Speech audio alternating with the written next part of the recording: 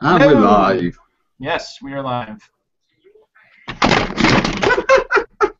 And the light comes up. What a way to start the show. That hasn't dropped in 3 weeks, gents. Oh, God. Well, guys, that's a good way for us to kick off the show, is Mel almost killing himself with his light. Better than a razor. This is true. Okay, so welcome to Terrain Incorporated. This is our October episode. Apologies for the missed episodes that we've had because life has been interesting, but we are back at it. So we are changing our format a little bit. We are still going to have guests on the show in the future. We are actually just discussing a guest possibly next month that Mel is going to try and talk to. We'll see if that happens. But we're also going to, fingers crossed. Someone kind of big. It'll be a surprise. So you'll have to tune in for next month's Very show. big. Oh yeah, very big. So we're going to do our first news segment, which is terrain news. So I'm going to go ahead and jump onto the screen share, and hopefully this does not freak out my... okay. I'm going to minimize that. And we're jumping directly into... Let me find it. I had it up a minute ago, and then it crashed. Gotta love computers. Oh, yeah. My desktop. This is my backup desktop at the moment. Okay, so first, we are going to go into news. Deep Cut Studios is a company based in Europe that creates really high-quality battle mats. These guys have sent me one of their battle mats, which is the sort of like brown desert wasteland, and they've just released a couple of new battle mats just in the last month. This one that you're seeing right here is their Highway to Hell mat built for Infinity. So it's probably about a 4x4, and it looks pretty cool. What is your impressions of this, Mel? They're nice mats. I mean, you're seeing a lot of mats coming out nowadays, and you know the designs that it's just getting better and better and better, isn't it? Oh yeah, and what I like about this one is you can see sort of they've taken the Chinese Yujing route, because they've got that sort of yellow not road signs, the road markings right there amongst all the rubble. It almost looks like a satellite picture. It's really beautiful. Oh yeah, it's got the craters and all the cracks and everything. Yeah, the shape, amazing. Oh yeah. It wouldn't surprise me to find out it started out as a satellite image. Right. That's possible. You know, yeah. Looking at it, though, I mean, if you look at it, I mean, that's a lot of detail. You know, for someone to sort of manually craft that, I'm sure someone's gone along and done, like, you know, some satellite going around Jupiter or something and just quickly nipped to NASA and, oh, that one will do. Sure. There's a Mars map that everybody's been using for the last several years that's just awesome. You know the one I'm talking about? No, I'm not familiar with that one. God, I can't think of the name of the company, but they literally took a satellite photo of Mars, blew it up, and I believe it's a 4x6 mat, and it's absolutely gorgeous.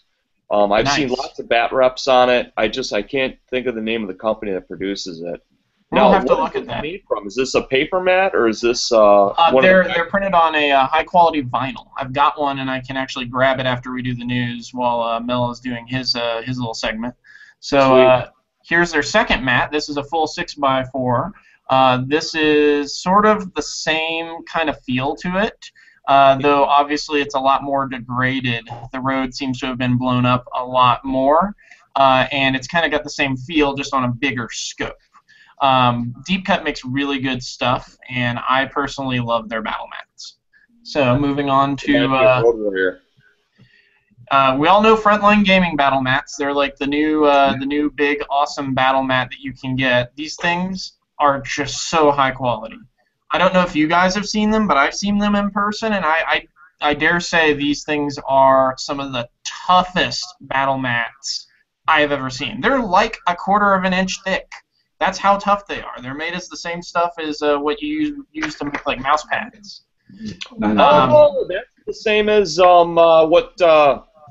what Ronnie's been putting out with Dead Zone. Yeah. Awesome mats. I've got one myself. And they're really good. And the news that they've got, and Mel, you're going to like this. They're now going to be shipping to Europe because they weren't able to do that previously because they were still trying to figure everything out. But they are now able to ship to Europe. So everyone that's over in the UK that follows Mel or myself or Spud and the Chilling Wargamers, you guys can now get a hold of Frontline Gaming's F.A.T mats. And as you can see, just me cycling through these are all really, really awesome. I'm personally planning on getting a couple of them for myself. Yeah, they do look pretty. Now this is a new company that I had not heard about before, but it is called Game Mat. It's based in Europe as well, and this is the only image that I had from their article. But it is a hell mat. It's sort of like a hell world, which would be good for any sort of like Warhammer 40K, and it seems to be of a similar texture. If you look like right here, where they've kind of folded up the corner. Back of the mat, yeah. Yeah, it looks to be of a similar build. Personally, I think it looks pretty cool. The reds are pretty bright, and it also has a nice little texture along it. Yeah, I agree. Yeah, they definitely got their obsidian down. So now these are a series of, technically they're RPG printouts, but I thought this would be really good, especially for people that can't afford to drop like these mats are usually in the $50 to $100 range a piece, roughly. But if someone has like a printer at home, or they would prefer to go have something printed, you can usually go down to a print shop and get something printed out for $20. Nice. So these are more affordable. These are made by a company called Heroic Maps, and they just have a bunch of kits out this month. And they're all downloadable. That's the best part. You don't have to wait. You can just download the files. They're high quality, I think they're PNGs. I'm not sure, but you can take them to any printer. In this one that you can see, they've got like this one, the Lost Weir Forest. It's a 50 by 50 battle map, and it also has. Yeah, it's huge. That's huge. You could play Infinity on this thing, or War Machine. War Machine. Right, gentlemen. Really just to be clear, 50 by 50 what? Centimeters? Inches. 50 by 50 inches. Well, that's only 4 foot by 4 foot, isn't it? So yeah, it's actually 2 inches bigger on both sides. So I mean, we're talking roughly a dead zone mat, aren't we? Yeah. So there's a lot of games you could use that for. These are a little bit smaller. These are 20 by 20. This one's the Ashweald Hold, which seems to be some sort of little stronghold. But these would be very useful for role-playing games, which role-playing games use terrain too. I mean, we look at like Descent, all those different ones. They've also got a modular caves, which these are some detail views. And let me back up to the caves to give you a better idea. That comes with 64 modular tiles. Now, are these interconnected in different ways, or is it a set pattern? They're interconnected. I believe I've got an image right here. There you go. Oh, that's awesome. Oh, yeah. I want one of them. I want one of them. Yeah, this, you can, and the link will be in the liner notes below.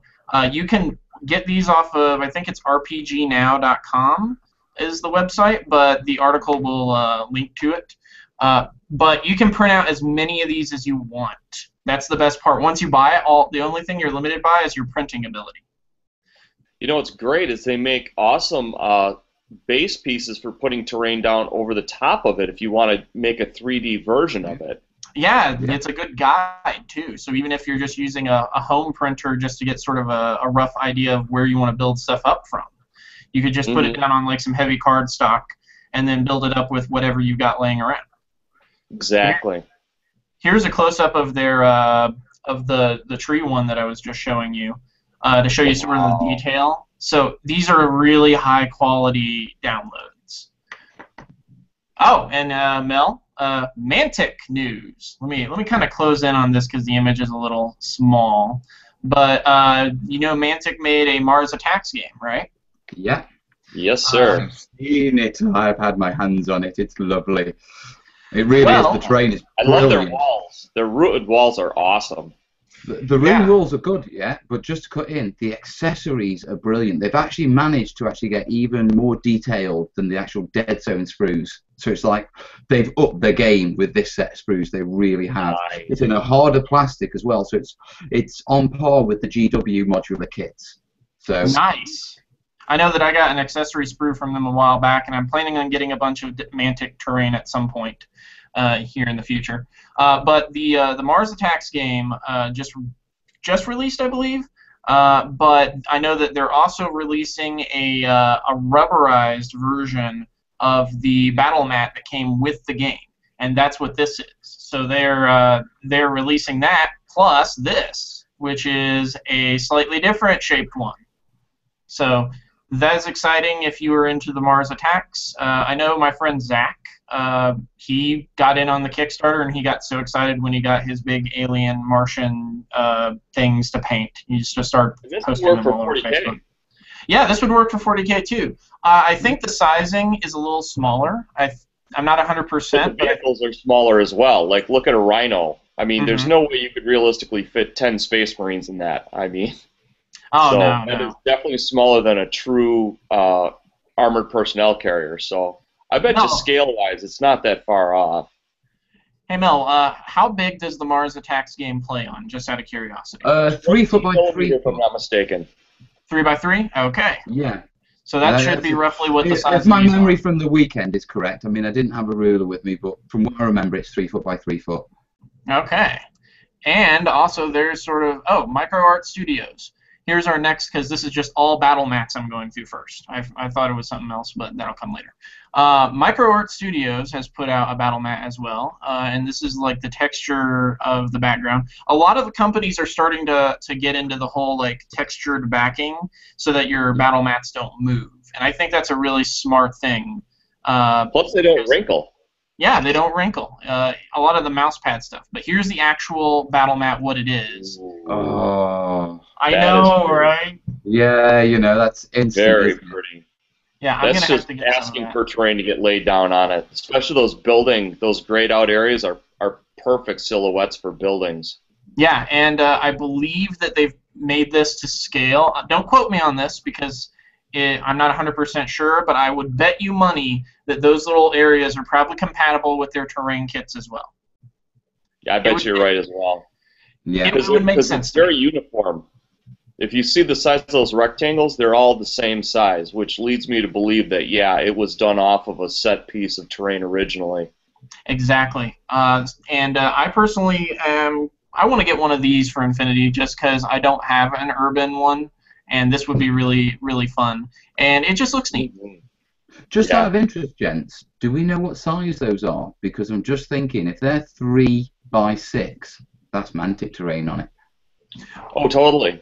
It's a 3 by 3 Infinity, I think these one come in 4 by 4, which is the standard for Infinity. But there's no reason you couldn't pick up 2 of them. Well, yeah, because the mats are 2 foot by 2 foot. Yeah. No, but what I mean is the grayed out buildings, yeah, those actual small grayed out replica buildings, I'm wondering what size they are. Good point, yeah. That's a good point. We're going to have to look into that. Oh, and there's there's a picture for you right there. I forgot about that one. Actually. Oh, that's the laser cut scenery. Yeah, I've seen that before. That is Infinity terrain.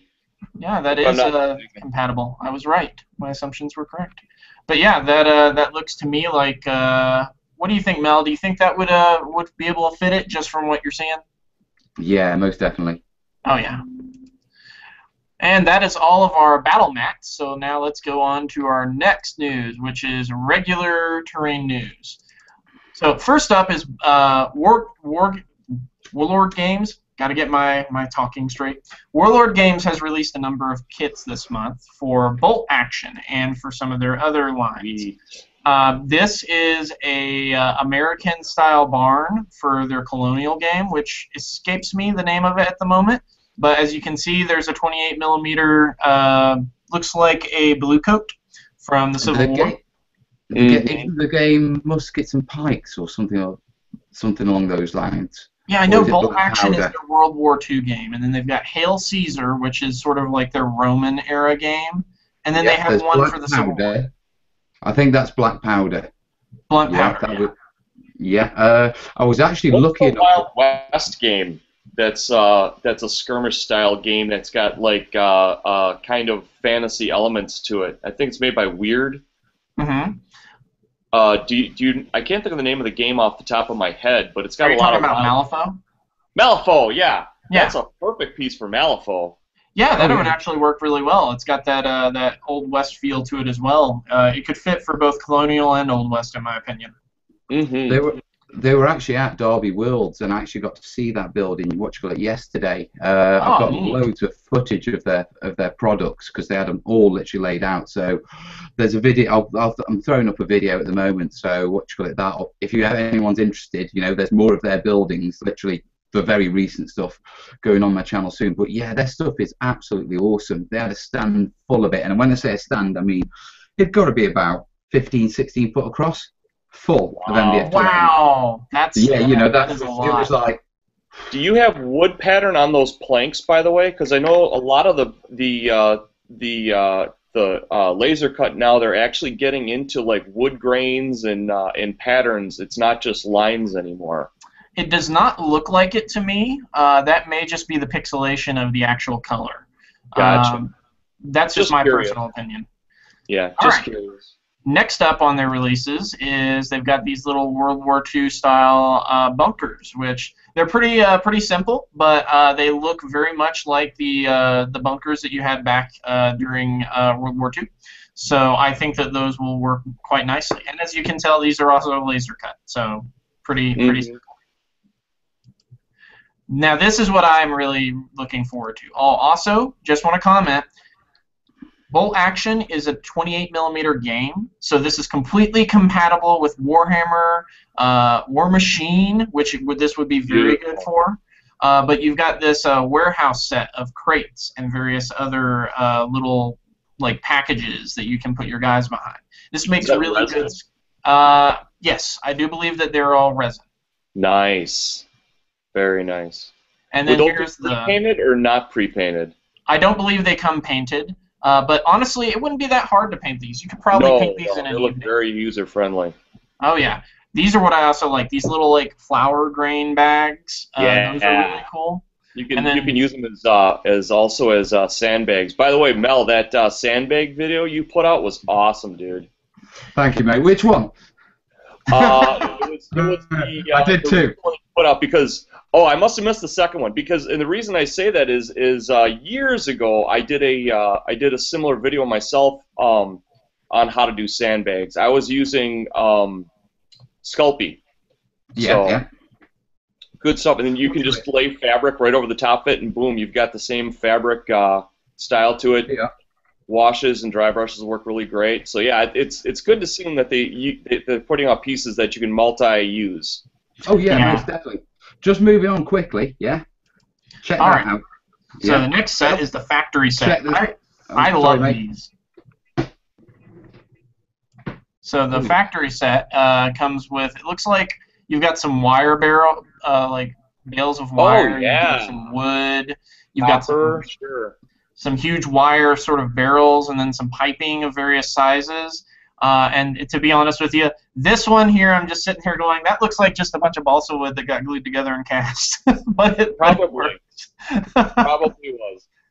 But yeah, these are very useful. They are, in my opinion, this whole new line of scatter terrain they've come out with just screams to me to be so useful between so many different games. Because it would not take. Level. Yeah, exactly. It would not take much repurposing to use these in Infinity, 40K. You could probably use some of them in Fantasy, depending on maybe the crates. You could use those. It's got a steampunk feel to it. That wire and those pipes would fit in beautifully, along with the copper. Yeah, War Machine Hordes. So many different applications, and including Bolt Action. Oh, also this one. You don't see a lot of this kind of scatter terrain. This is that's for role-playing games right there. Yeah, or marketplaces. D&D. I'm gonna get some of these to. Square. Yeah. You could use these for marketplaces. You could use them for groceries and sort of Like in Mars Attacks, you could use these in Mars Attacks, like in a ruined grocery. Hey Mel, create a ruined grocery for Mars Attacks. He'll do it too. Do you know what? Do you know what I was really thinking about doing? If I can find time, I'm so tempted to do Springfield from the Simpsons. Oh my God, that would be funny. Have the UFO crashed into the donut and have Moe's Tavern on fire and that sort of thing. And have them playing around that. That would just be awesome. love it. I mean, I'd probably get sued. I would love to build a Treehouse of Horror. All right, so moving on, we are now. This is, in my opinion, one of the best sets of terrain that has come out. There's a Kickstarter currently going for Combat Zone Scenery, are putting out terrain that is compatible with X-Wing and Attack Wing. And I'm just going to cycle through some of these images, and you can see the scale right there. There's one of the Star Wars X-Wing, well, actually X-Wing, not X-Fighter. Why did I want to say that? But yeah, this is one of my favorites. The worm I'm from. get in trouble for saying this, but I'm almost certain that those are lava rocks. Yeah, they look like it. Yeah, because I've been using those for asteroids for years myself. But I mean, you know, kudos to them if they can get it mass produced and get it out there. I mean, the stuff works great. I love the head coming out. Now that's different. That's definitely that had to be sculpted. Yeah, that was sculpted. That's from what was it? Empire Strikes Back when the Millennium. Yeah. A lot bigger though. Yeah. This is also This is all part of the same Kickstarter, which is currently going. So it's still got a couple of maybe about a week or so left. This is their asteroid. This is sort of they have different game mats, and this is not all the images. I'm just cycling through some of the ones that caught my eye the most. And if you look at the background, you can actually see there's a Enterprise from Attack Wing. I believe it's Attack Wing is what it's called. That's a very big world then. Yeah. Because I want to say that model is at least 2 inches long. Now, correct me. That's cool. That is awesome. Is that the USS Voyager? I think it is. Yeah, that's Voyager. It is. Yes, the silhouette looks like that. That's Voyager. Yeah. Oh, we're such nerds. Same way we can so happy with us right now. Oh, look, that's the look. You can even see the NCC 1701. There's Picard's. Yep. I love the space station on the top of it. That's really well done. Yeah, their Kickstarter is actually already funded, I believe, too. And this is also part of it and this is just one of they have ground-based ones as well. And it looks like this is also Pirates of the Caribbean. You could probably use this with Attack Wing, possibly. Or well, actually, it looks like it might be for a pirate expansion that they've added the terrain onto. But there's more information in the Kickstarter link below. There's a lot more pictures. I personally think it's the best thing to happen to the the skirmish fighter games since they actually started, because there's a lot of people have been like, well, you could play on a big star map, or you could play on a trench run, or maybe an asteroid map, but there hasn't been a lot of terrain put out for it. So this is a perfect way for people to pick up terrain for their X-Wing games. They hardly make terrain for it all. Oh yeah. Oh, I forgot about this one. Oh, this one's yeah. That's pretty. Even the exploded turrets. Oh, those look amazing. Sweet. And now this, Mel, I think you recognize what these are. Oh, it's wonderful stuff, mate. It really is. That kit that they are coming out. Is that with bricks on both sides? Yes, they're bricked both sides. Ooh, excellent. That's so nice. Yeah, this is going to be really good terrain for Mars Attacks, or really you could use this for stuff like Bolt Action or just about any game that takes place in a modern setting too. I was looking at it, and one of the things that occurred to me is that with a little bit of something like Das modeling putty or filler, you could actually do plaster work and have real precision brickwork in the gaps. So use the filler to cover all the connector holes, etc., and have it as bombed out Second World War buildings. Ooh, nice. Now, are those red plastic? Yeah, they are red. Nice. Bright red. Oh, so really, you can hit it with just a dark chestnut wash or something, and that'd be perfect. Easy, mate. Easy. Very All right. cool. Oh, and this is something, okay, this caught my eye because it's not anything that I've seen done at all. It's called Pocket General 6mm game systems. And what it is it's for people that do not have the massive amount of space that we have to do wargaming with. Or maybe you don't have a local store. Maybe you have very limited amounts of funds as well. And you want to get into it, but you can't. So there's a 6mm terrain that is magnetic and can fit basically into the equivalent of a lunchbox. Wow. And it's built in with magnetic sheeting and all sorts of neat stuff. There's an example. You can pretty much just fold out the boards, and they're currently developing it. But it just caught my attention, and I was just like, this would be so nice because this would also allow you to take all your old. They'd love it. Yeah, all your old Epic models. You could play current 40K or whatever rule set you want, actually. But you could play it like on a coffee table, which you can't play 40K on a coffee table. Exactly. So this would be really useful for those who like the idea of playing large-scale battles, but don't have the space to do it very often, or just want to like throw down a game really quickly, but don't want to spend like 30 or 40 minutes, setting up a huge table. Right. That'd be us. Yeah, that would be us. Ooh, that's pretty. Now this is my friend Julian Hicks is the owner of Tabletop Towns. I've talked about him on my channel before, and I have some of his terrain. He makes cardstock foldable terrain boxes and kits. So this is his new Kickstarter that he's launched. It hasn't quite funded yet, but it's still got about another week or so left on it, and it's for his HAB units, which is his attempt at sci-fi terrain. I think it's turned out rather nicely. Just looking at the design work, these things are affordable, and the best part is, when you're not using them, you can fold them back up and stick them in a folder. That's nice. Yeah. You can't do that with foam. I thought I had another picture, but I did not. But yeah, check out Julian's Kickstarter. He's done like the castle kits. I don't know if you've seen those or not. And then he's also done the market kit, the village square kit, which was really nice. And I'm actually going to be using those in a D&D game that I'm running. So check it out. This is really really affordable terrain for games like Infinity. It would make good scatter terrain too. Yeah. Yeah. Sure. I mean, this sort of stuff comes in for like you get a game, you want to get playing, you drop, a couple of bucks on this sort of stuff, get it built up, and it lasts while you start building up your bigger sets if you're committed to the game, isn't it? Exactly. Mm-hmm. Do you know what I mean? I agree. It's really functional. I mean, you know what it's like when you get a new game. You haven't got the terrain for it, so you really don't engage with it. So it's a great way of engaging with games.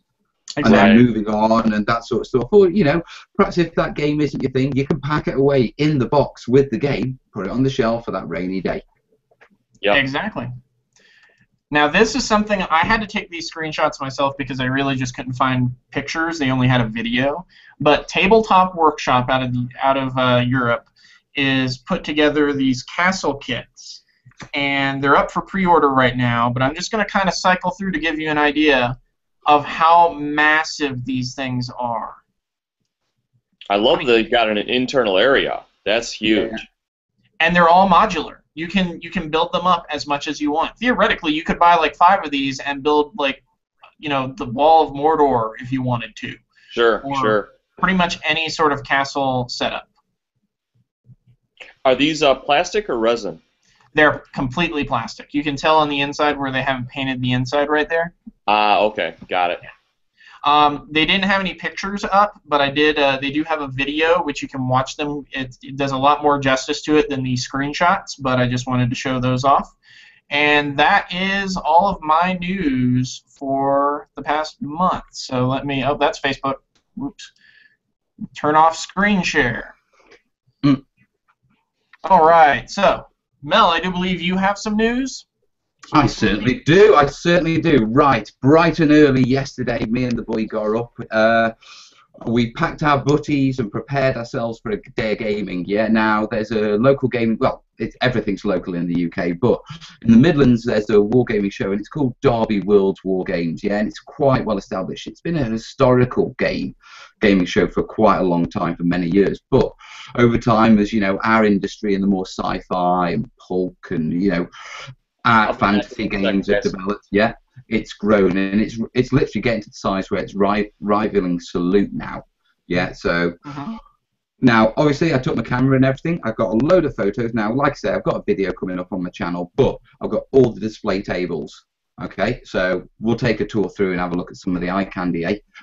Right, I need to make sure I share the right screen. You don't want to see me and my mankini, do you? That wouldn't be good. Okay, straight off the top, yeah? Malifaux table. Can you guys see this? Yes, I can see it. Ooh, wow. Yeah, I remember commenting on this on Facebook. What I loved about all these tables is they're consistent looking, which is one of my biggest pet peeves with terrain tables. Is they all look like they should be there. Nice. Yeah, moving on. Yeah, this is an American Civil War table. Yeah, you know what, gents? It gets better. Trust me, it gets better. This is just the start. Okay. Yeah, another I think this was American Civil War, and yeah, I can see Union flags. Come on, it's got to be us kicking your Yanks' butts. Yeah. Yeah. Don't start that, Mel. Don't start it. Yeah. These are terrain pieces from Urban Constructs. Okay. Urban Constructs. Yeah, please let me get that name right and make. Yeah, it is Urban Constructs, but basically all these bunkers, etc. Yeah, are individual pieces that you can buy from them, and they do awesome stuff. They've got like an overpass and that sort of stuff. That's recently been knocking around Facebook, yeah, but to see it in actually up real, it was really nice, okay?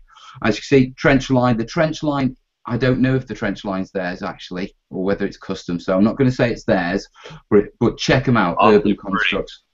Yeah, it looks really nice. Moving on, we've got a very large game. I don't know what game was playing, but look how simple it is. North Africa, maybe?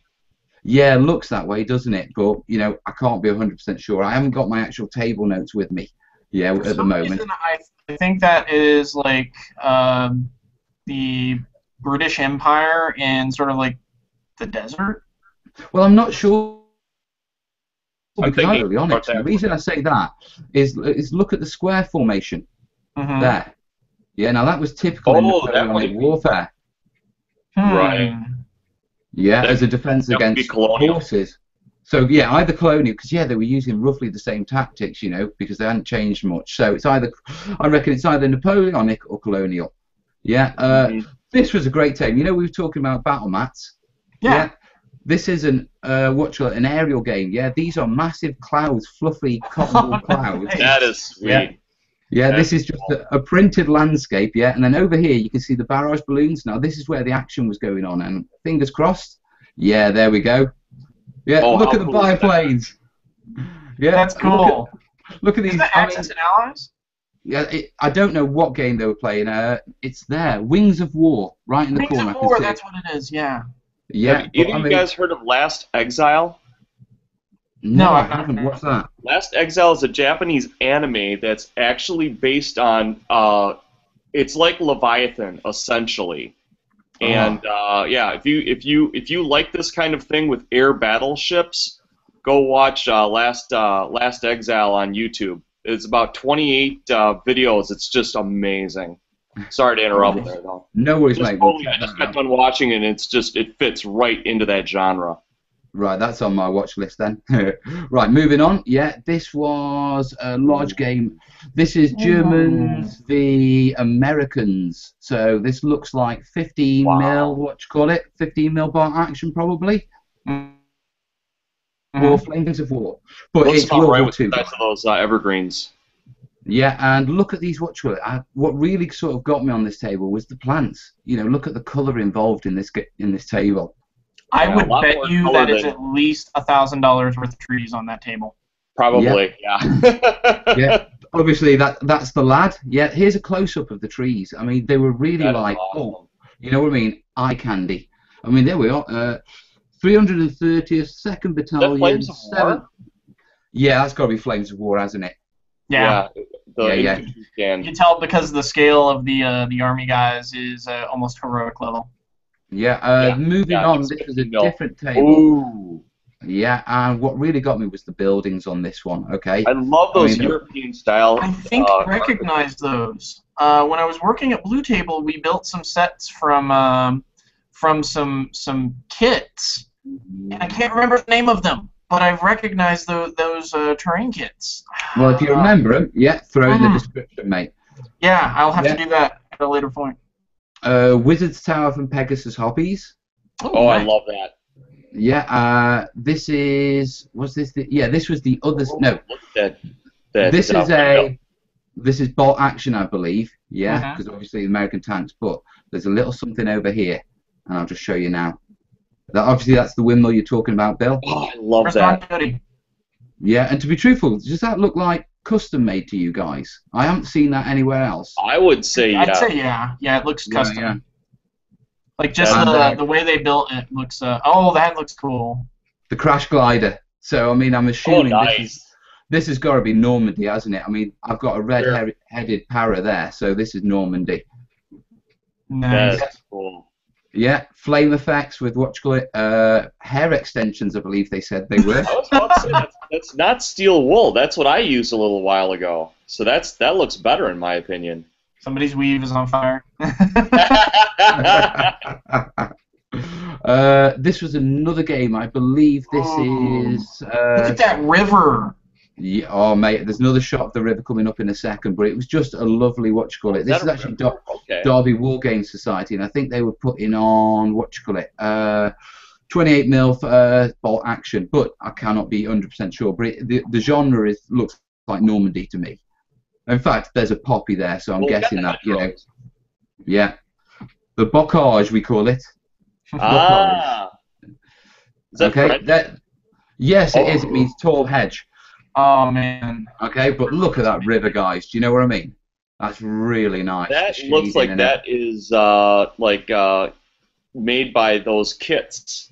Can't think of the name. Are either of you guys familiar with it's you mix like 2-part plastic together or something? The resin. Oh yeah, the resin and Viotex. Yeah. Yeah, I couldn't think of the name. You know who's really good at that is Michael from Terrainscapes. He makes amazing water. Oh, hell yeah. Oh, yeah. I love Michael's work. Yeah, how about that for a shot then, guys? That's a nice one. Oh, jeez. Nice. Do you know what I mean? You know what? Those are Hirst Arts molds. That's Hirst Arts the bridge. Really? Do you reckon? Back that up, Mel? I'd like to take a peek at that. Yeah. I don't think the bridge is Hirst Arts, mate, to be perfectly honest. It's a custom job. Well, look how irregular the brickwork is going over the edge. They're flat. Oh. Yeah, look at the side of the wall. Yeah, they're not Hirst Arts. I think that's a custom piece. But I mean, for me, yeah, I mean, with the tree, the river, the scattered terrain, the actual buildings and everything going on into the distance, yeah, this is what it's about, mate. This is terrain building. That's art. Oh yeah. You know what I mean? This is what I love about terrain. You look at it, it's like, you know, if you were to put a little haze on that and throw it in black and white, you know, blur out a couple of these bases, you know, people would be questioning whether that. Yeah, exactly. You know, spotted this Warhammer Quest, had to take a photo. Too many years of my childhood lost on that one. Nice. Okay, this was a a little skirmish game that was going on, but the reason I took a photo, yeah, is this sort of central piece was actually the base off a model dragon, and what they've done is they've taken the dragon off. That's the one that's like 18 inches long. Yeah, and all they've done is I've got that dragon. Yeah, they've filled the top. Is that the one for the Reaper Kickstarter, or the? Yes. Yeah, because you recognize that Scorpion. That Scorpion's in my kit. Yeah, it was a game. That's the one that we got. Yeah, it was a game being developed by an ex-GW employee, Carl. I can't remember your name, second name, Carl. Yeah, and Gav Thorpe, and they were both there on the day. So, you know, It was a good job. Yeah, no Gav Thorpe. Kidding. Well, mate, Gabe was still a employee.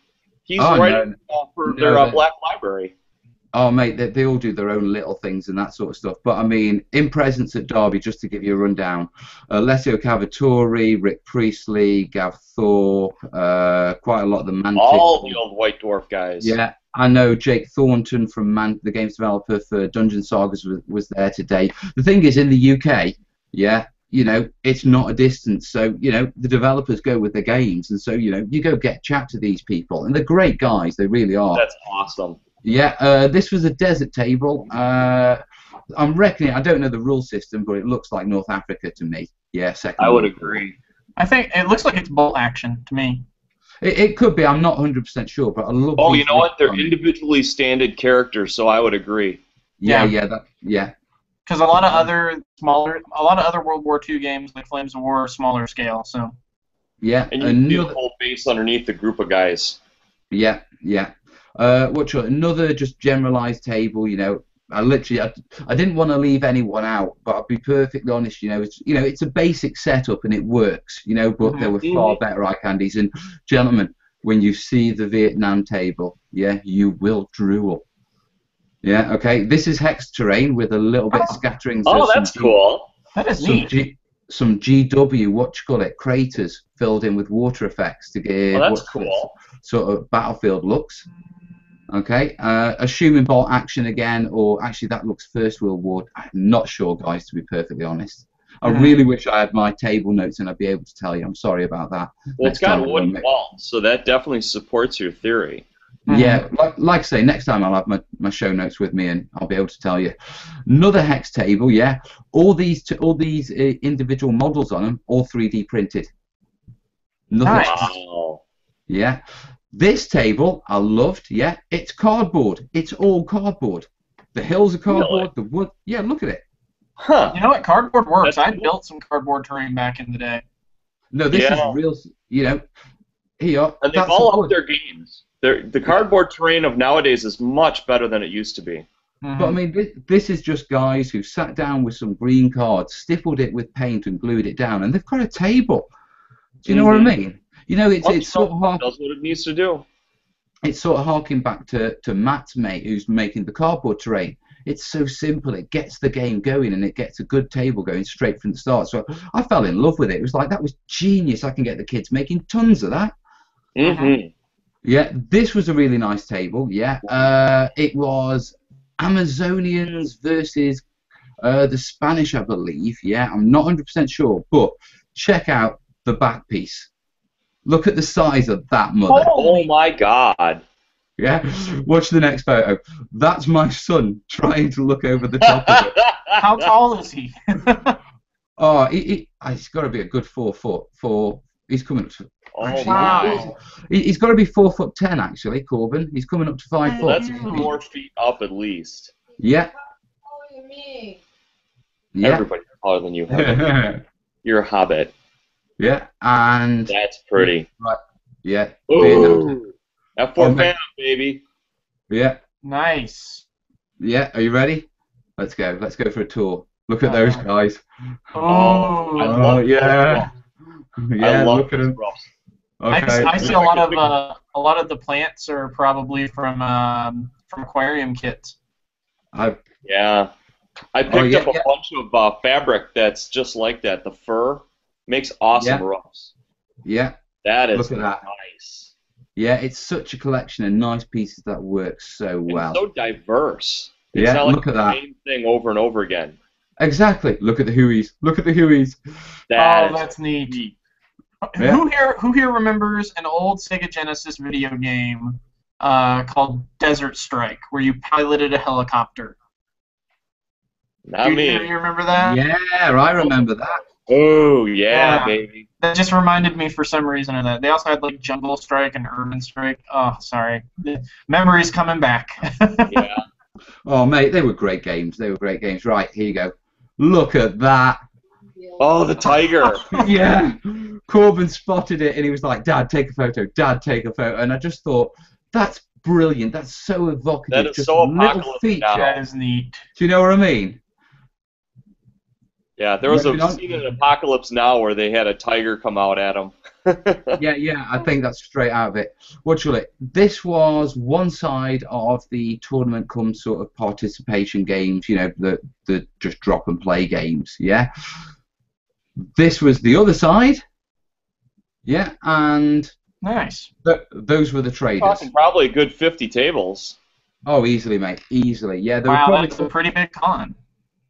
Mate, it's rivaling Salute, which is the biggest one in the UK currently. Okay, I mean, it's really, you know, there've got to be 80 traders there. Yeah. Just out of curiosity, how much did it cost you to get into the con? £5. Corbin went in for free. Nice. Very nice. Yeah. You know, just a little look. There's Alessio in the background there. Oh yeah.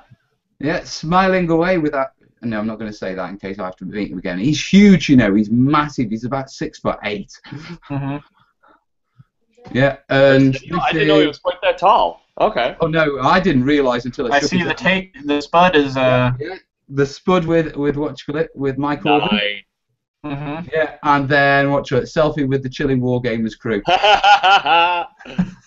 It was an absolutely brilliant day, guys. An absolutely brilliant day. Now, one final thing, yeah, a bit of a shout out, yeah, for Relics. Okay, this is a game. I've got the pieces in front of me. I've just literally picked up the starter sets and everything. Corbin loved it. Have you seen those little guys that are like the British soldiers, but they're ragdolls?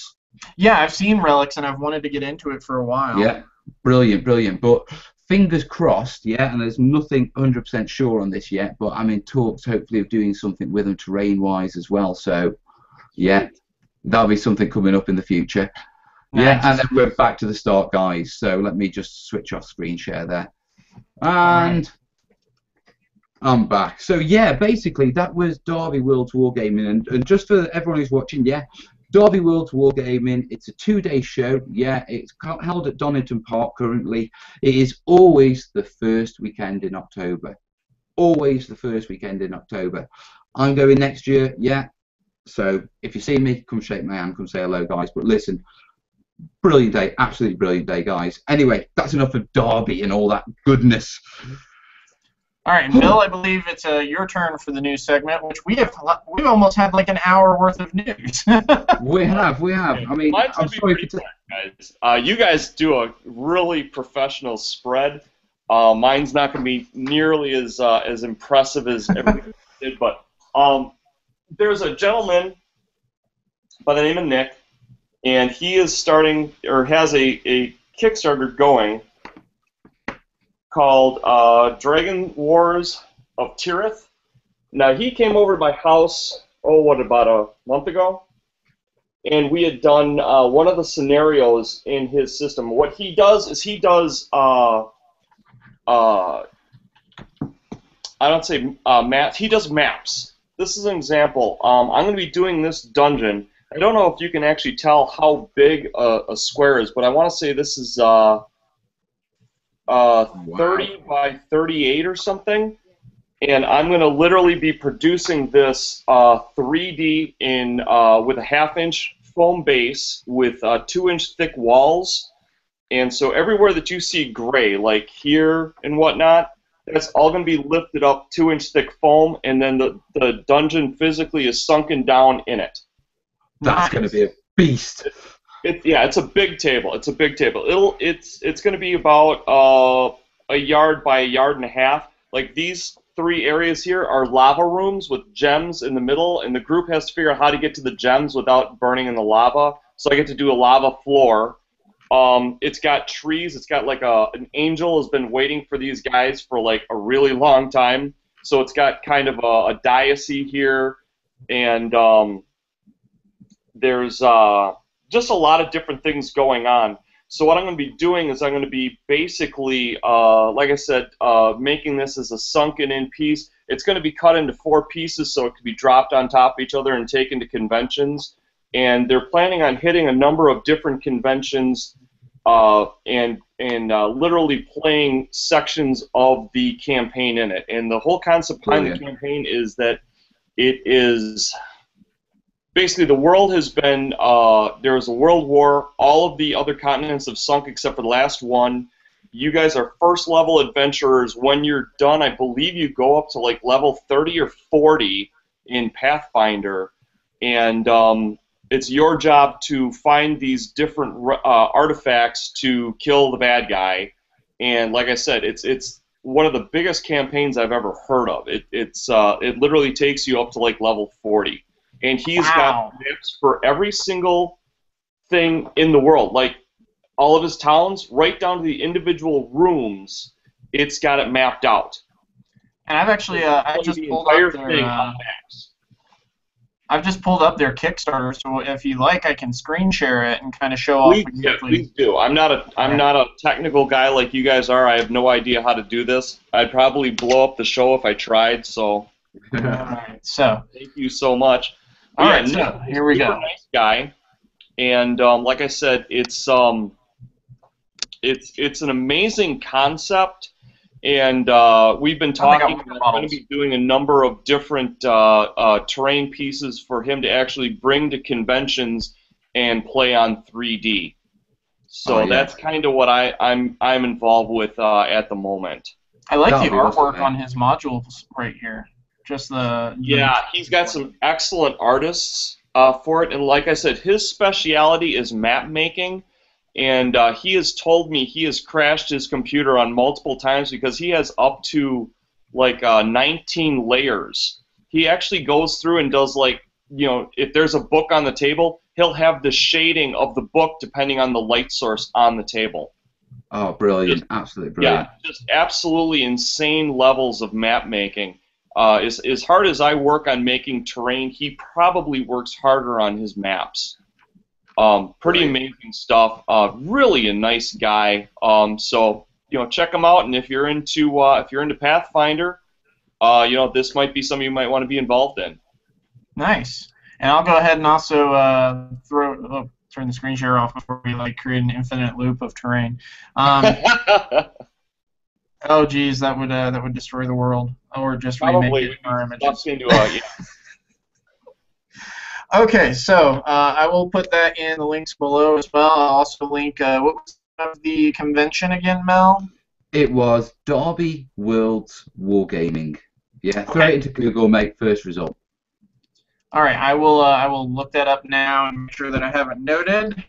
Derby Worlds War.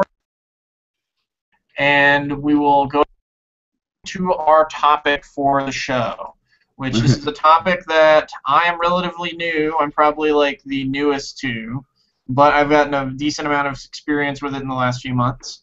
Mel has some pretty good experience, and of course, Bill, you are like the master expert high poobah of Hirst Arts, in my opinion. Okay, now I'm afraid. Okay, so topic? Actually, it's me. Oh, Sue is the high poobah? Oh, is this about Hirst? Yeah, Hirst Arts. We're doing a Hirst Arts episode. I pushed away Hirst Arts because I wanted to prove that I could do like as good a job with like foam. And my wife, so my buddy gave them to me, and it's like I'm not gonna pour plaster. I'm not gonna do this. I'm not gonna do this. Well, my wife, who's got a very strong mind of her own, she starts making molds of this stuff. And then I start picking up and looking at it, I'm like, oh my god, I could never replicate this. And like, ever since that point, I just, I totally switched over. And I've made like a Hirst Arts dungeon that literally fits on my 5-foot by 7-foot table. So it's ridiculously big. Let's go over some basic questions first. The first thing is, if you don't follow our channels, you don't know what Hirst Arts is. It's basically molds that you cast with plaster, which we've all gone over in some form. But I just wanted to grab a couple of my molds. Sorry, they still have some leftover on there. But this is how they come out. This is just kind of get this out of the way. But these are two different substances that I've used. This is Merlin's Magic Dental Plaster, and then this is Durham's Rock Hard Water Putty, which is a little easier for me to get. But I just wanted to get that out of the way, so if people don't know what they are, you put them together, you glue them together, you make cool things. There's like... It's terrain Legos. Yes, terrain Legos, basically. But very messy terrain Legos. Oh, very, yeah. I think all three of us have had obscenities come out of our mouth at some point. I know Mel, his is on video. Yeah. All of my cock-ups are on video, gentlemen. Okay, so first question. What would you say is basic stuff you would need to get started with Hirst Arts other than the molds themselves? Well, it depends on, are you making it for yourself or are you planning on shipping it somewhere? Because if you're planning on shipping it somewhere, I use Merlin's Magic. I had gotten about a 1,300 PSI, I think it was back in the day, for $30 you could pick up 100 pounds of plaster. The problem is that at 1,300 PSI, it's not as tough as you would necessarily think it is. And I had problems with shipping, had problems with it myself, with the glue adhering strongly enough and whatnot. And then I had switched over to Merlin's Magic, which is about an 1,800 PSI plaster, and pretty much my problems evaporated. The negative draw is that it ran about $50 a box, and just shipping it to me is like another $30. So I went from spending $30 for 100 pounds to spending $80 for 50 pounds. So have you seen the video I did on the Durham's rock hard water putty? I don't know if you have that. I've never tried it. I have no idea. Do you know what the PSI is on that?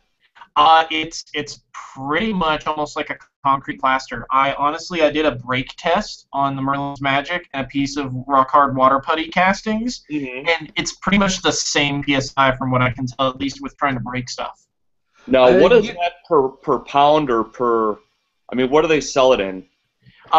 They sell it like Home Depot. I don't think they have Home Depot or in the UK, so this is this is not something you would get in the UK easily, I'd say. Give me a pen. I'm going to write this down because I've been looking for a cheaper alternative. It's called what again? Durham's Rock Hard Water Putty. Durham's. You can get it at Home Depot for about $8 for 4 pounds. And since it's at Home Depot, there's a Home Depot like 5 minutes from my house, and that's what makes it a viable alternative to the Merlin's Magic. If you can afford the massive shipping, then Merlin's Magic's good.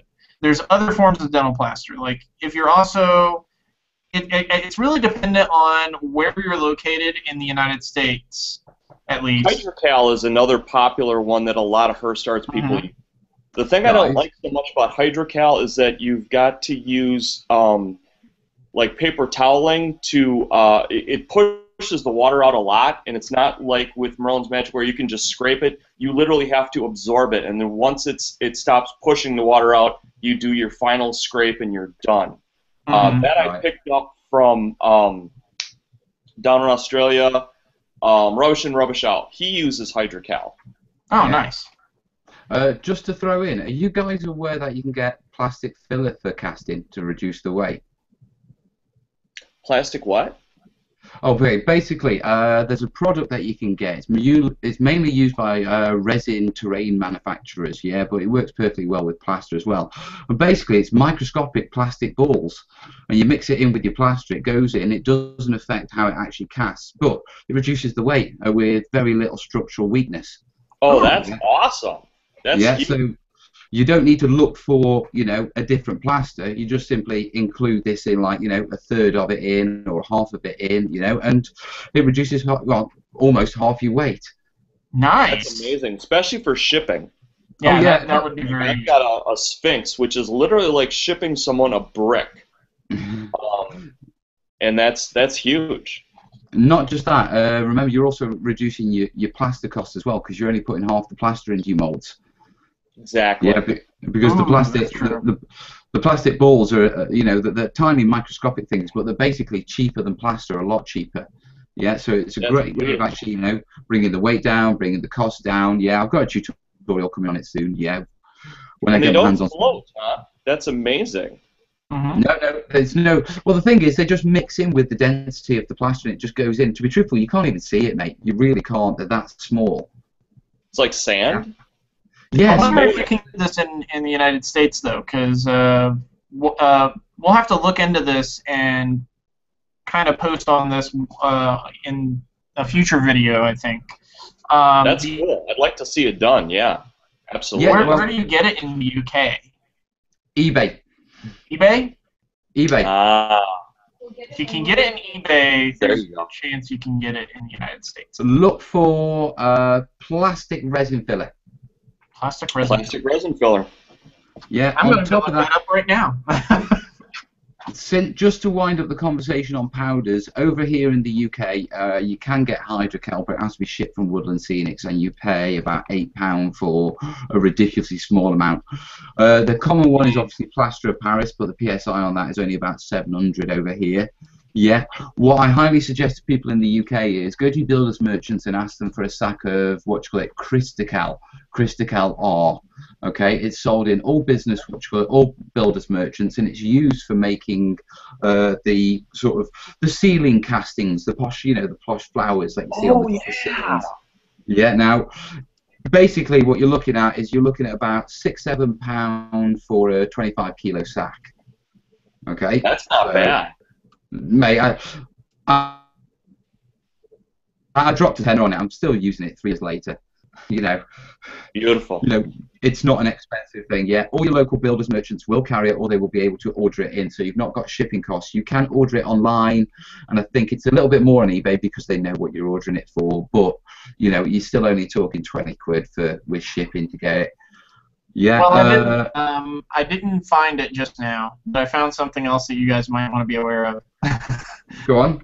I just was Googling trying to find a plastic filler in the that you can get in the United States, and I clicked on Smooth On, and apparently they make a UV glow additive for urethanes and silicones.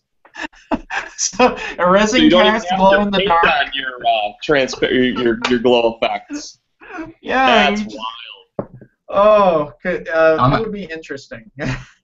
I'm actually like keeping my fingers crossed because you know my wife's a tattooist and she's literally just dropped $300 on new inks from the US. Yeah, and there's a set of ultraviolet ones now. I'm inheriting all their old inks for basically staining resin. You know, things like Envirotex, that sort of stuff. You know, making ponds and rivers. But there's UV inks in this new set, and it's like I want to play with those. I want to mix them with resin, and I want to make some glowy rivers. I wanted to do some Avatar stuff. I've got a ton of old plastic. There was a place called Frank's Nursery, and they used to have it was all plastic plants, and they went out of business. And my wife thought I was crazy. When things were about 80% off, I went around. I dropped about $200 on stuff that was 80% off. So you can imagine the mound of plastic green plants I got. Wow! It literally took me 4 days to strip all of the parts off of their original wire pieces. I still have this stuff 10 years later. And I want to do an Avatar one. I've got different colored fluorescent inks, and someday I'm going to do like an Avatar jungle and then paint on, because it's almost transparent. You just paint it over the green, so you still see the green, but you'll get different colored glows, like a pink or a blue or a yellow. Oh, nice. Yeah, it's really slick. I just haven't gotten around. It's one of the things I plan on doing probably when I retire 15 years from now or so, but it's something I want to do. Okay, guys, just to cut in, quick screen share for you. No, not that one. I can't screen share that down. Playing up. Right. Right. With regards to the little plastic spheres, yeah. Just as a starting reference, yeah, look up microspheres, yeah, from Composite Technology. Okay, they're just one of the brands I found very quickly, yeah, but it will explain it from there, and from there you'll get keywords to search out for for others. But basically, microspheres, fillers filled with possibilities, they're called. These hollow microstructures not only displace a lot of the volume at very low weight, but also add an abundance of processing and product enhancements. Yes, so give that a search, guys. Microspheres from Composite Technologies. Looks like there's like some glass bubble versions that I've just found. We will have to do some more research on this, but this is definitely something that I want to look into. For us to do, we can each do our own individual research. Mel, obviously, since you already use it, maybe doing a video on your channel about that would help people in the UK. and then me and Bill can do the United States side of that. Yeah, Sure, no worries at all. As soon as it arrives, I'll be knocking out a video anyway. But it literally is, you just pour it in, and as long as you don't go over more than 50%, yeah, from my experience, yeah, you've got no problems.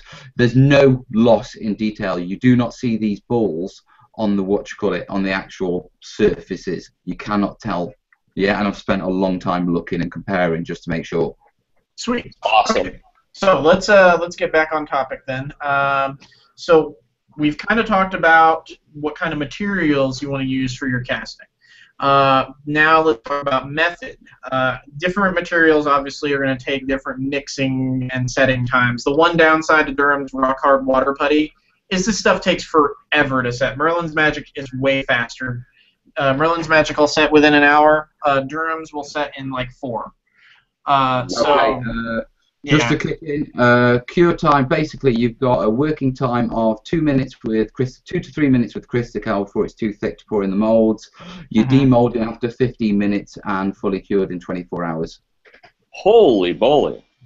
Yeah, it's an industrial casting really powder, good. mate. Yeah, 15 minutes you pop in and they're safe to pop. Very small things like doors and thin panels I tend to leave about 20-25 minutes because obviously, you know, they're quite fragile. But you know, I've never left them. Uh-oh. Oh, did we lose Mel? I think Mel, we lost Mel, possibly. Thank God he's more of a technical guy than me. Oh, lag. He'll be coming back. There you are. Yeah, I'm back. Yeah. What happened? Yeah. Little bit of lag. But no, basically, yeah, Crystal, you know, 15 minutes demold on that, guys. Nice. That's awesome. The Merlin's Magic is usually about, I think about 45 minutes. Is that right, Bill?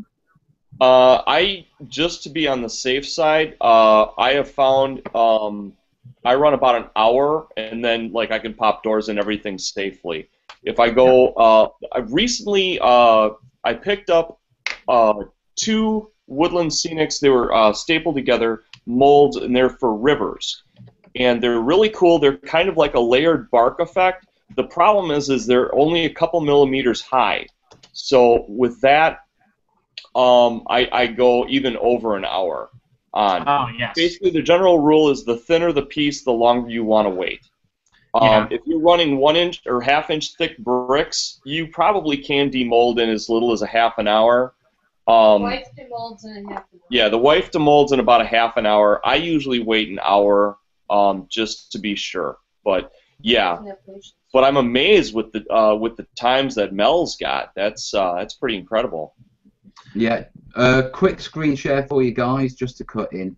Yeah, so I can show this. Screen share. Where's the page? Which page is it? It's that one. Right, here you go. Very quickly, guys. Yeah, here you go.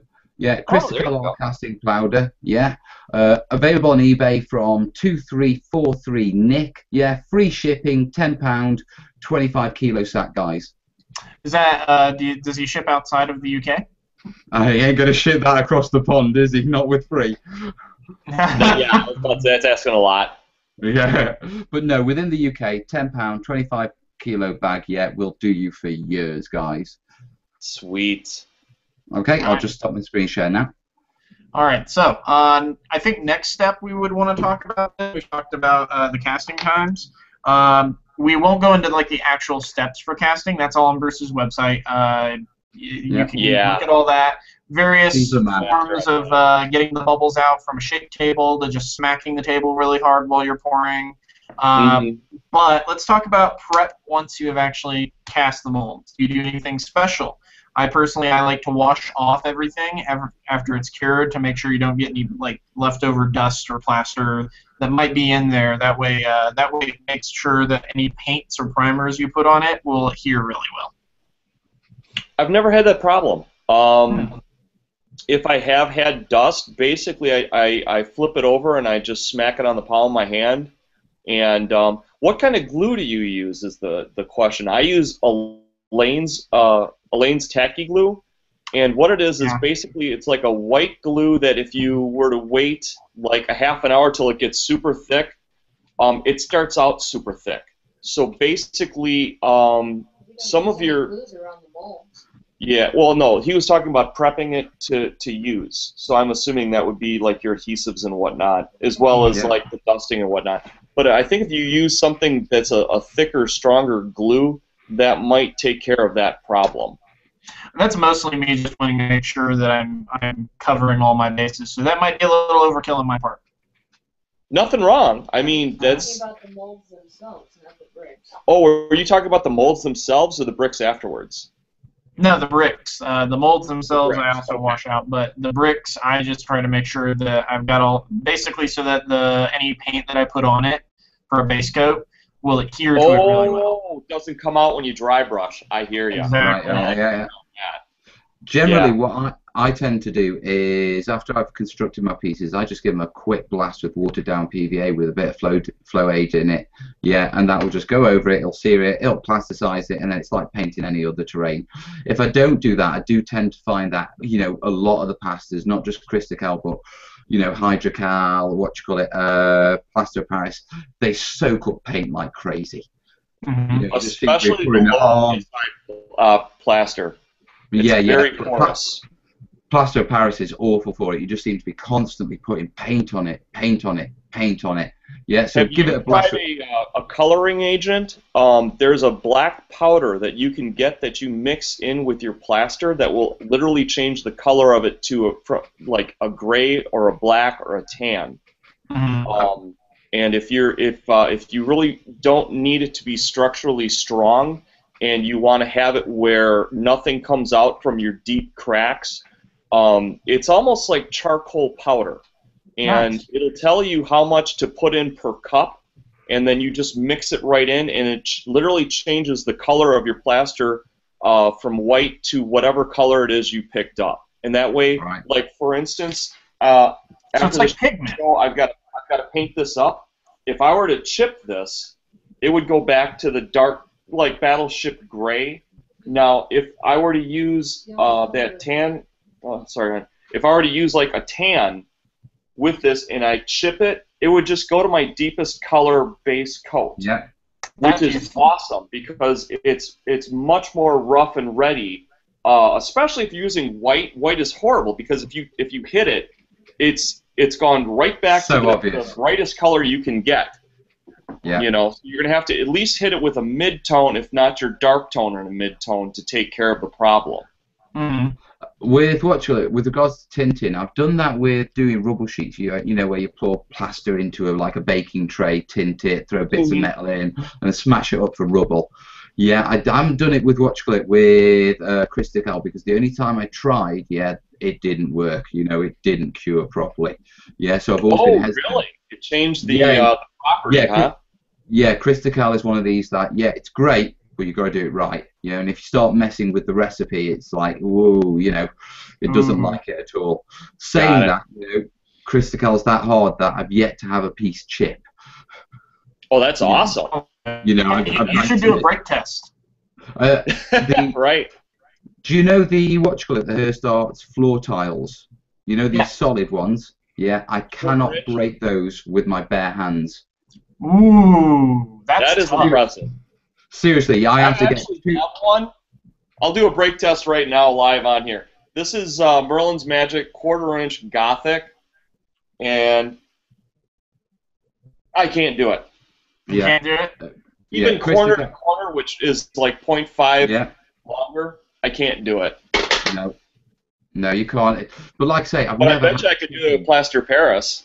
Oh, hell yeah. I guarantee I could. That in your hand. Yeah, it's not very strong. Actually, that glue overlay that you use, Mel, would probably be very effective with that plaster Paris. Well, I mean, generally, my process is obviously once it's built, seal it with watered down PVA. Come on, dude, it's bloody 11 o'clock here in the UK. Stop your yawning, lad. I can't help it. I'm the one who's up late. I should be yawning. Right. But no, quickly get back. Quick, oh man. Gotta give me crap all the time. Well, my basic process is once they're built, seal them with watered down PVA, paint them, spray them with with aerosol gloss varnish, then spray them with a matte varnish, and basically you can bludgeon people to death without them chipping. Nice. So Mel, if we ever hear about like your neighbors suddenly one at a time starting to pop up dead on the side of the road with like oh, this one has like, a brick wall stuck into the side of their head. The floor. I'll be known as the Hirst Arts killer. The bludgeoner of old London town. Oh jeez. Okay, so what kind of paints do you like to use for your base coats? I'm kind of in between. I haven't decided whether I like the latex watered down in a paint sprayer or the just regular black primer. I'm a black primer kind of guy myself. Okay, I'll cut in with, I prefer emulsion. Now, there's a key point that I think we should throw out, and you guys, you would probably like to learn this. Right, you call it latex paint, yeah? In the UK, we call it emulsion. It's basically the same thing. Yeah, rubberized paint. Yeah, the important thing, yeah, is in the UK, we also have latex paint.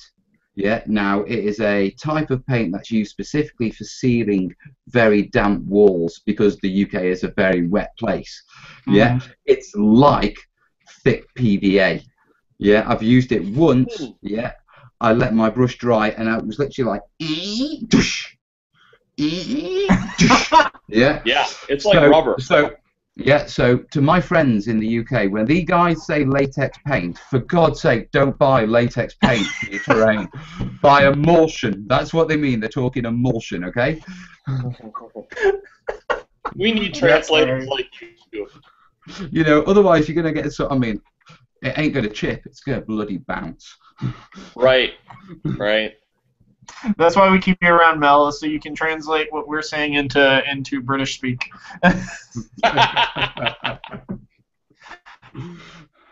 Oh, okay. How about you? What do you prefer?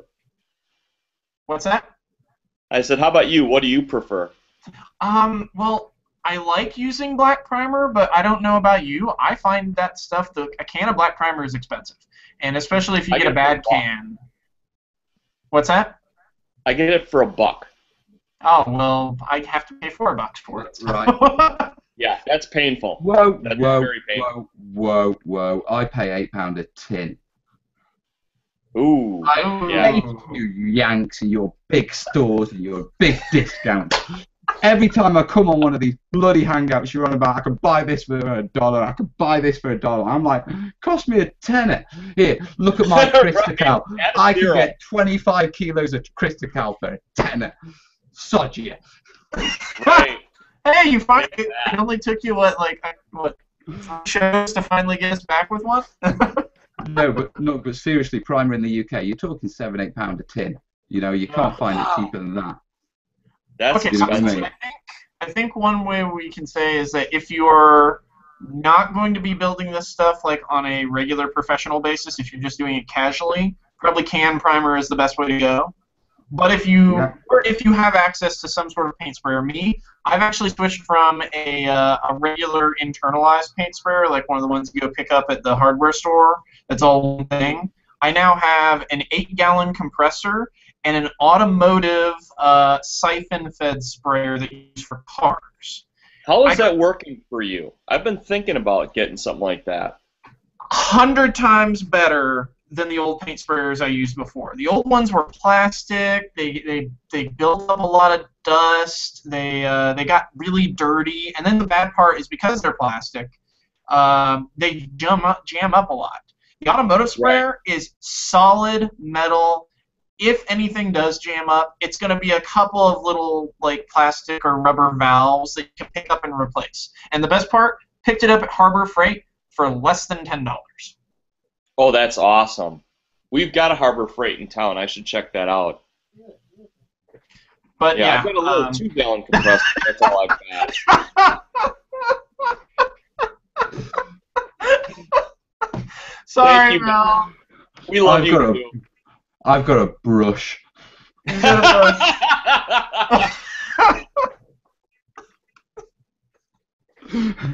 Mel, do we need to send you a care package at some point that has? I think you do. Oh man. But the thing is I think they've got a different They have to have a conversion to British threads. Aren't your threads different? I think. Oh, just send me the compressor. It'll really cost you There you $12. You can buy your own damn compressor. Those things are huge. Your damn spray cost me more than my brush. Your damn spray cost less than my brush, should I say? At the end, I'll ask. Oh, I'm so sorry, Mel. I'm so sorry. Oh, We'll have to send him a care package. Yeah, we'll have to send you a care package of just cheap American stuff. And yeah. And you can tell your friends it cost me $1. Yeah, it's morally wrong, gents. It's morally wrong. Yeah, that's great. Okay, so yeah, I prefer to use the black latex, watered down about 50/50, which is whatever Mel called it. I can't pronounce it because I didn't hear it. Emulsion. Emulsion. So 50/50 water to emulsion for the UK. For Americans, that would be latex paint. I personally like to use the exterior house paint just because it's built to take a lot of crap since it's on the outside of your house. So yep. I haven't noticed a difference, but it's what I use just because it's easier to just be on the safe side. Sure. It makes it slightly tougher. And that's how I...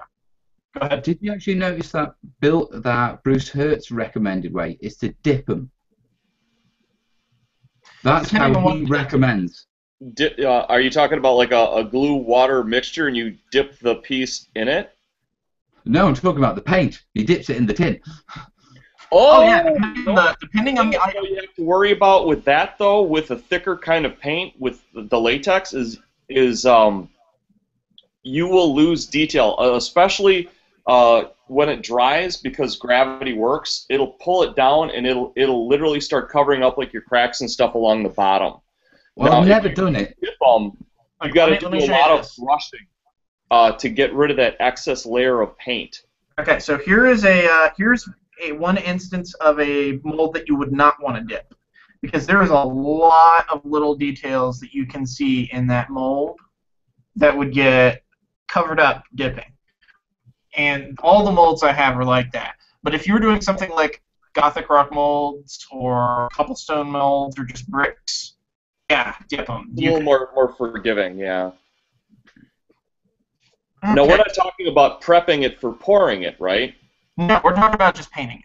Just like actual base coating. Okay. Just getting to the point where you can paint it like any normal model, essentially. So. Oh, are you talking about like literally like pouring individual bricks into paint and then like pulling them out? Mm-hmm. No. Really? He dips finished pieces. No kidding. Maybe he uses a thinner paint. I would imagine so. I mean, the instructions are on his site, like everything, so go check it out, guys. So I was just wondering, have you ever, whether you guys, because I haven't, because I had the same feeling as you. Surely it's going to get clumping.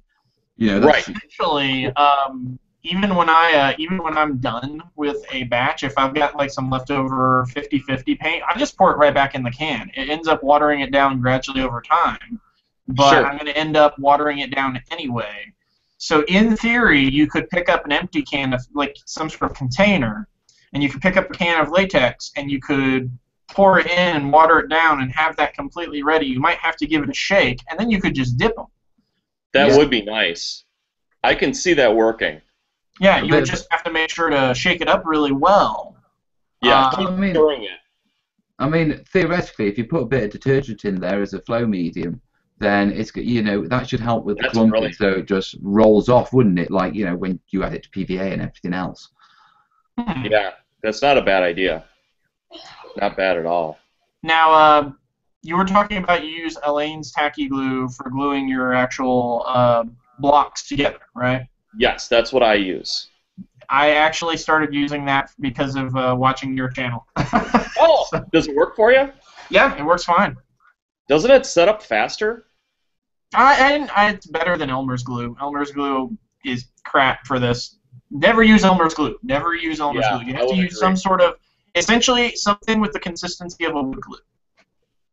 Well, another one that you can go with that's a little bit better than like Elmer's glue is look for what's called wood glue. And if you're going to do it, I usually buy it by the gallon. You can usually pick it up from $15 to $18, and it usually lasts for years. Now, When I'm doing something like this is Elaine's. When I do the sanding, this is wood glue. I won't waste valuable Elaine's tacky glue for just sanding a base. This is where the wood glue comes in. So I use different qualities of glues for different types of jobs. Now, Mel, you're not going to hate us for our prices of our glues too, are you? Probably. No. I'm a right skinflint. Basically, yeah, obviously, yeah, when you're doing Hirst Arts blocks, yeah, a thicker, tackier glue is more preferable, you know.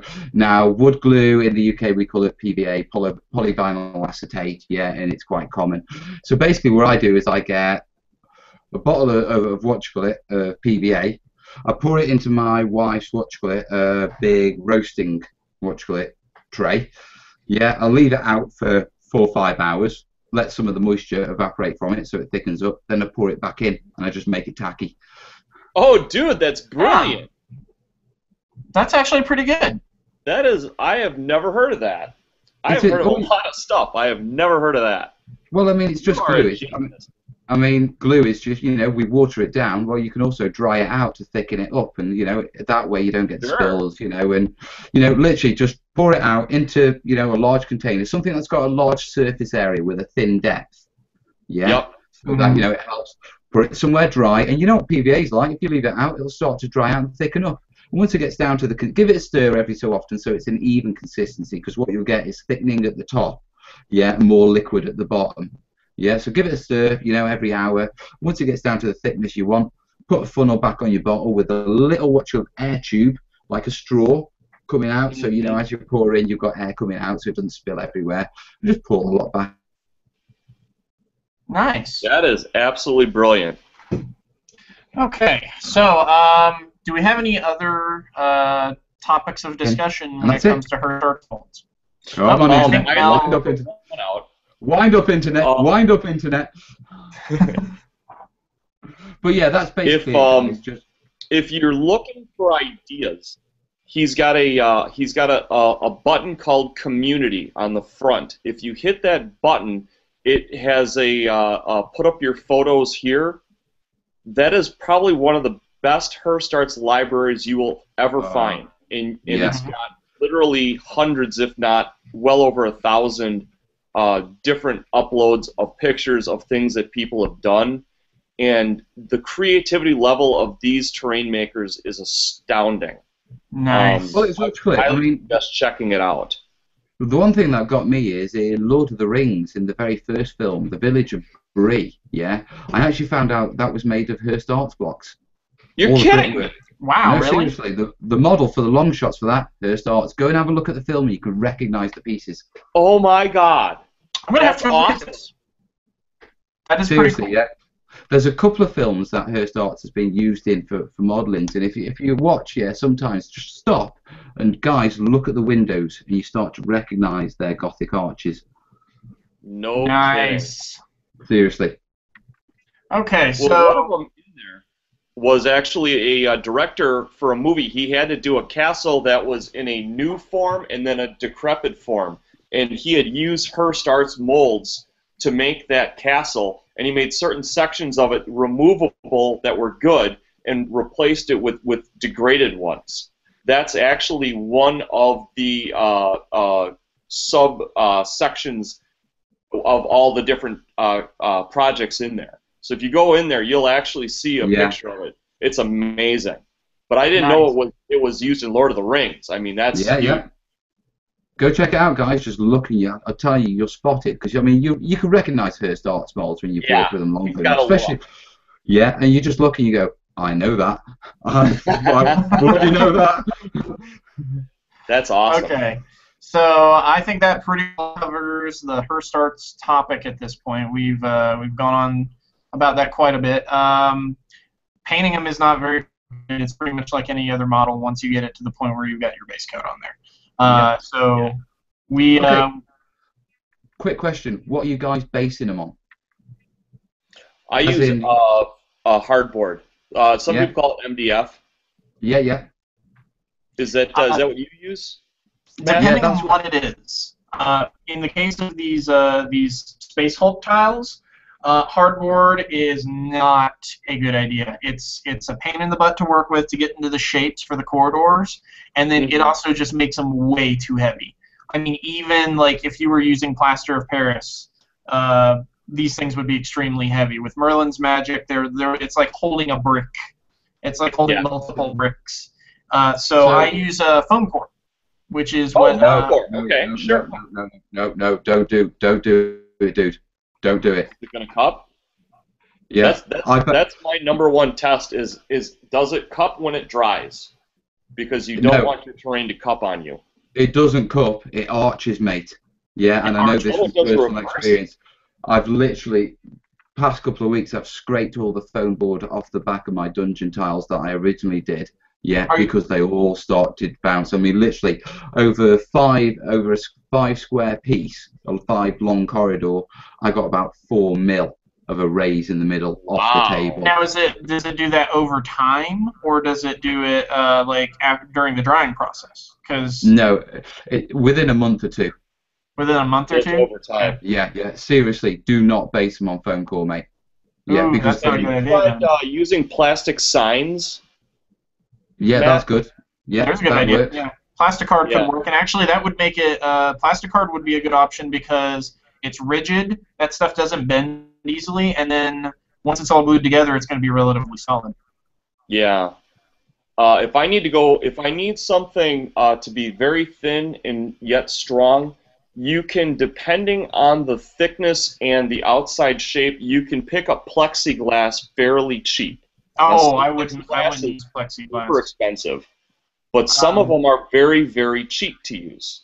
It's just you've got to go and you've got to look. I don't know if they mismark them or what, but sometimes I find very, very, very cheap plexiglass, and I'll use that if I need something super thin. And it's also very strong, and it's got a little bit of a flexibility to it too, so it can take. What about cutting it? What am I cutting it with? I use a bandsaw for virtually everything. I'd be worried about the dust from that myself. It'll create dust, and you don't want to breathe it, because it is like plastic. But like I said, cover your mouth. And I don't do a lot of cutting with it usually. It's usually like I'll cut like a room. And then, so I don't really generate a lot of dust.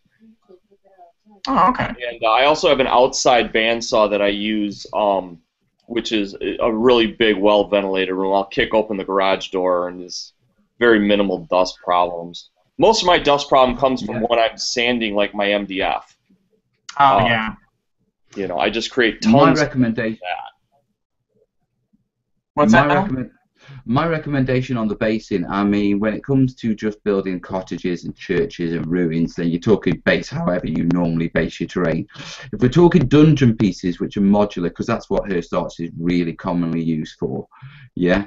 If you go to B&Q in the UK, yeah, and buy an 8-foot by 4-foot sheet of MDF, B&Q will cut it for you into strips for free. They will give you 10 free cuts. So what I do is I go along. You only get one over here. Yeah, and then I get like a couple of 1.5-inch strips, so they're 4 foot by 1.5 inches. Then all I've got to do is just literally put one little cut in, and then I get 3-inch strips, and I get 4.5-inch strips and 6-inch strips from a range. And it's just one little cut. And you have a bandsaw, I have a little hobby, bench saw. It's about this big. Yeah, literally, it's about this big, and it can just cut 6 mil MDF. So I'm sitting there in the kitchen going, yeah. Hey, whatever it takes, buddy. It works, buddy. It works. I've got to have the Hoover, yeah, sort of like masking taped right next to it to suck in all the dust. Otherwise, the wife will kill me. Right. Okay, so I think we've covered everything at this point. So first thing is Q&A. We are actually switching that now. Instead of doing the Q&A live, we actually haven't had any comments that the tracker showed me at all during the show, which is a first. But that can't be right. Yeah, I'm not sure exactly if that's the comment tracker acting up. Google's been a little weird today. But either way, we're switching Q&A for Next show, we will do the Q&A for all the questions posted in the comments below on this show. So, if you have a question and you want us to answer it, go ahead and post the comment below, and I will have a list ready for the Q&A section. I also I put this up on Facebook and numerous other places, but no one asked any questions, so we do not have a Q&A segment today. Oh, dude, there's tons. Oh, there is. Comments. There's like shed loads. Well, sorry, no. guys. I know. I'm looking at the YouTube page, mate. Oh, let me see if I can get my tracker to work. Then it's been giving. For some reason, Google is not working very well for me today. I do not know why. So give me one. To the second. Dogger, Julian hit. Yeah. Let's see. All right. Okay. Just a quick one. Yeah. To Grim JD. Yeah. No, Bill didn't bloody pick up his bandsaw for a buck.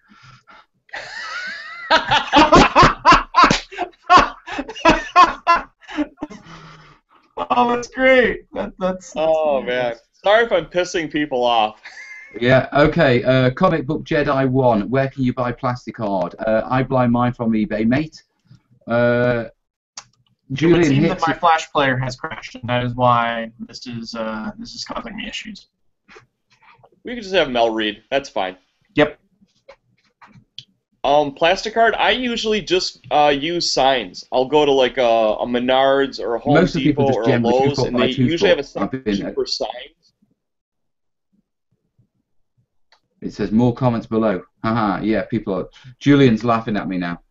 Yes, that's it. All take the mick out of Mel and his poor tools and his expensive, cheap tools, and his lack of materials or his studio or any terrain making facilities at all. You know me. I've got a steak knife, a steak knife and a £2 brush and me emulsion, and I'm fine. I'll carry on building my bloody terrain. Oh, jeez, Mel. Be like Dave from Mini Wargaming and make it out of pizza boxes. No, and he does a good job. Challenge. And you know what? I bet they're cheaper in bloody America as well. He used to be a handyman, so that explains why he's as good as he is at terrain making. Yeah, Dave from Wargaming. Okay, so Q&A, we will start, like I said, we'll start doing that from show to show. So next show, we are going to be talking about hot wire tools, which Mel, you work with foam factory stuff. I do too. Yeah. You do too? Okay, good.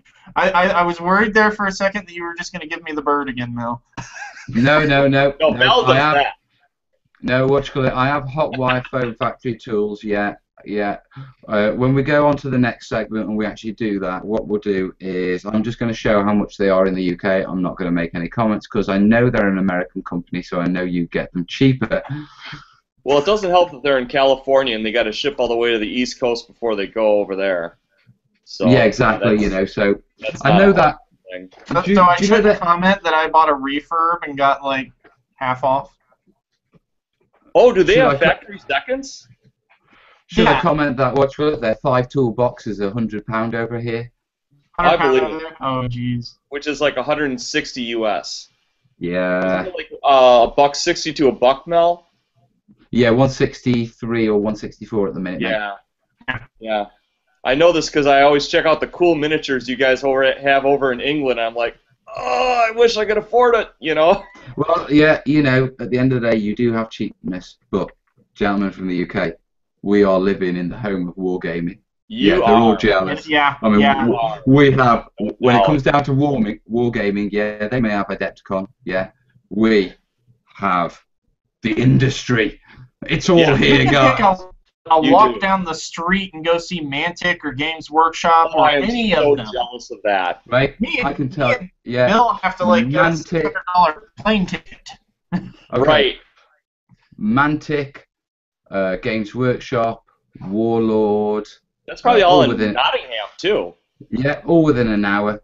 Yeah. Tour Gaming's an hour and 15 minutes, mate. Sussex. Yeah, they're all here. You know, Yeah, and yeah. you know, they're all at our conventions, and you know, we see the models first, and you know, all that sort of stuff. So screw you, America! I was about to say, that's our turn. We should be the one doing that. You know, we may pay an expensive price for our hobby, but at least it's our hobby. That's You right. colonials, you didn't take that when you got your independence. Someone forgot to put the hobby box, starter set in the Mayflower.